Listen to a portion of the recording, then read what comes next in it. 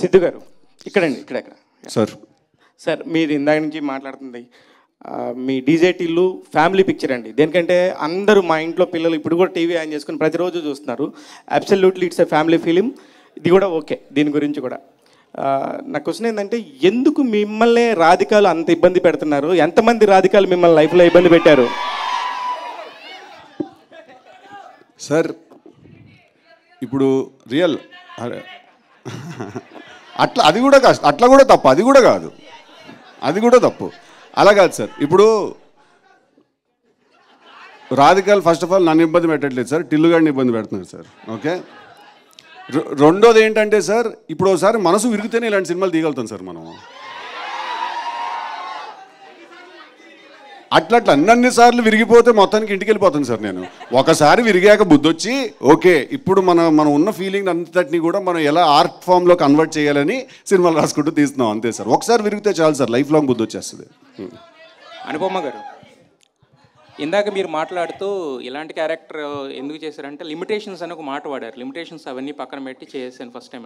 ఏంటి what are the limitations అంటే as an actor నేను కంఫర్టబుల్గా చేసే కొన్ని క్యారెక్టర్స్ ఉన్నాయి. ఇప్పుడు మనం బయటికి వెళ్ళినప్పుడు మామూలుగా కంఫర్టబుల్గా వేసుకున్న రెగ్యులర్ క్లోత్స్ ఉన్నాయి కదా, అలా కాకుండా మనకి అప్పుడప్పుడు కొత్త క్లోత్స్ కూడా వేసుకోవాలి కదా, అప్పుడే మనకి ఏం నచ్చుతుందని తెలుస్తుంది. సో యాజ్ అన్ యాక్టర్ కూడా ఇన్ని ఇయర్స్ నేను చేసిన క్యారెక్టరే మళ్ళీ మళ్ళీ చేసినప్పుడు ఎవరికైనా బోర్ వస్తుంది కదా, అదే నాకు కూడా వచ్చింది. బట్ మోర్ దెన్ దాట్, ఈ లిల్లీ అనే క్యారెక్టర్ ఆర్ ఈ సినిమా డీజే టిల్లు స్క్వేర్ అని ఈ సినిమాలో నాకు వచ్చిన క్యారెక్టర్ని వదులుకోవడం అన్నది నాకు తెలిసి that would have been the biggest stupidity that I have done. ఒక్క కమర్షియల్ సినిమాలో కూడా అమ్మాయికి ఇంత మంచి క్యారెక్టర్ దొరకదు అని నేను చెప్తాను మీకు, నేను రాసిస్తాను మీకు. సో అలాంటి ఒక మంచి క్యారెక్టర్నే వదులుకోవాలని నేను అనుకోవట్లేదు. So whatever limitations that be, as an actor it's my duty to act. నాకు డైరెక్టర్ ఇచ్చిన క్యారెక్టర్ని 100% చేయాలన్నది నా డ్యూటీ. అది చేయడానికి నేను ట్రై చేశాను. అయితే లిమిటేషన్స్ అని ఇందాక మీరు వాడిన పదంలో యాక్చువల్గా అంటే ఇంతకుముందు మీరు చేసిన గర్ల్ నెక్స్ట్ డోర్ క్యారెక్టర్స్ అయినా లేదంటే మీ ఫ్యామిలీ పరంగా కానీ లేదా వేరే వేరే ఏమన్నా ఉంటాయా దాంట్లో? మీకు బిర్యానీ అంటే ఇష్టమా? ఇష్టం. కానీ ఇంట్లో ప్రతిరోజు మీరు బిర్యానీ తింటారా? తినాం కదా. లేదు కదా.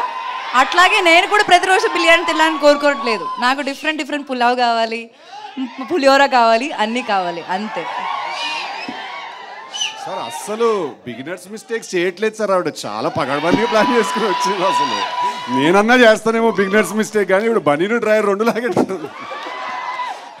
అండ్ సిద్ధు, యాక్చువల్గా జనరల్గా ఏదన్నా సెకండ్ సినిమా వస్తున్నప్పుడు పక్కన డాష్ పెట్టి టూ రాస్తారు కదా, మీరు ఏకంగా పైనకి లేపారు స్క్వేర్ అని, ఏంటి రీజన్?